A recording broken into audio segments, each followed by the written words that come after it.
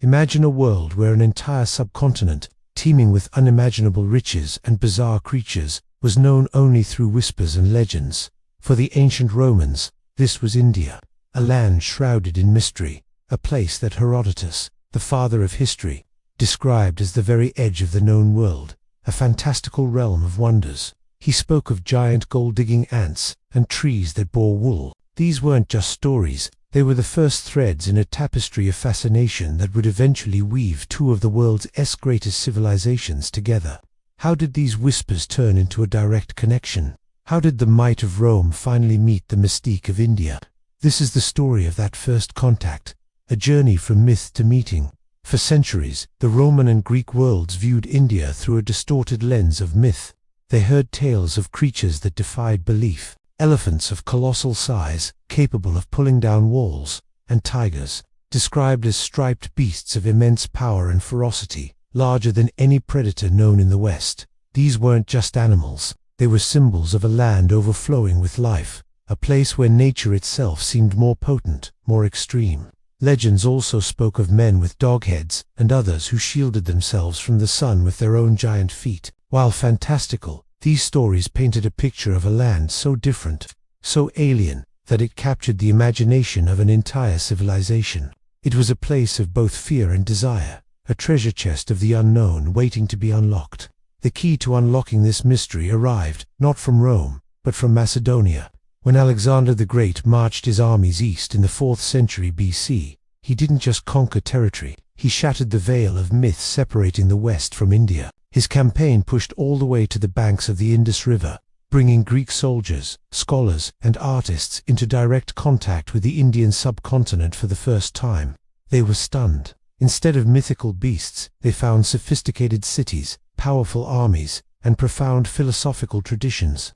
Alexander's invasion, though short-lived, was a seismic event. It opened a direct corridor, a two-way street for knowledge, trade, and culture that would fundamentally change both worlds forever. The age of myth was ending, and the age of interaction had begun. After Alexander's departure, his influence didn't just vanish, it lingered, planting seeds that would blossom into something entirely new. In the power vacuum he left, Greek generals and Indian rulers vied for control, leading to the rise of unique Indo-Greek kingdoms. Imagine Greek kings ruling over Indian cities, minting coins with their faces on one side and Indian deities on the other. This wasn't a conquest, it was a fusion. Hellenistic art styles began to influence Buddhist sculpture, creating the stunning Gandharan art that we admire today. Greek astronomical knowledge was shared with Indian scholars, who in turn introduced their advanced mathematical concepts, including the very idea of zero. This period was a crucible of cultures, a vibrant exchange where two ancient traditions didn't just meet, they merged, creating a legacy that enriched both civilizations in ways they could never have imagined. With this newfound connection, the thirst for knowledge about India became insatiable. Diplomats and travelers were sent to the courts of powerful Indian empires, most notably the Mauryan dynasty.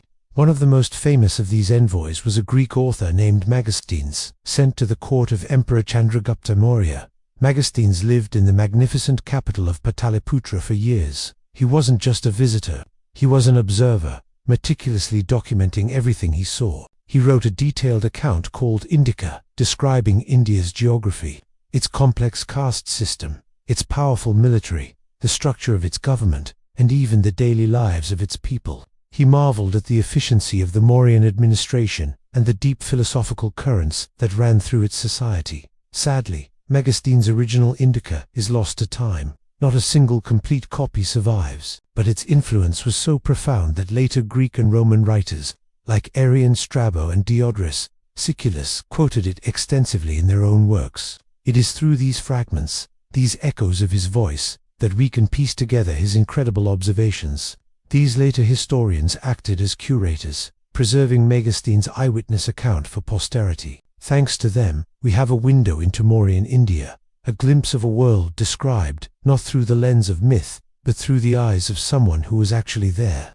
These preserved texts became the foundation of Western knowledge about India for centuries. As the centuries rolled on, the Roman Republic transformed into a mighty empire, and its connection with India deepened, driven by an insatiable appetite for luxury goods. The Romans craved Indian spices like pepper, which was worth its weight in gold, fragrant perfumes, precious gemstones like diamonds and pearls, and fine textiles like cotton and silk.